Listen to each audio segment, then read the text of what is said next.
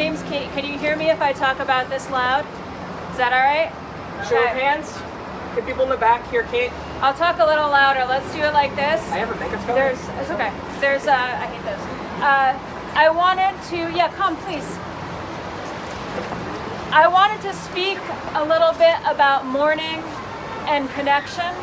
We're all here together, and the one thing that we know for sure is that we will die.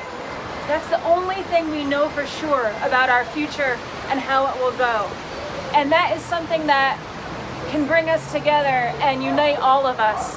We share that knowledge, whether we fear it, whether we crave it, whether we don't know how to feel about it, whether it's a hope for us.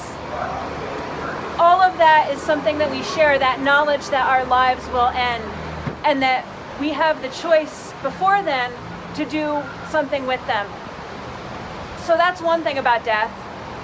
Another thing about mourning I was thinking of is when we mourn, we're acknowledging that the life that ended had meaning, right? If it didn't matter, we wouldn't care, we wouldn't cry, we wouldn't rage, right?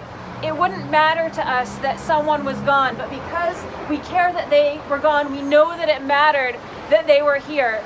And we know that we were grateful for their presence in this world, that their presence mattered in this world, even if we did not know them. So think about death and mourning as a way to recognize the way that the dead, but also the living, matter to you right now. So that's another thing about death. And the third thing is mourning is something that can bring us together with people that we do not know, because when we recognize what loss does to us, we can recognize what loss does to somebody else.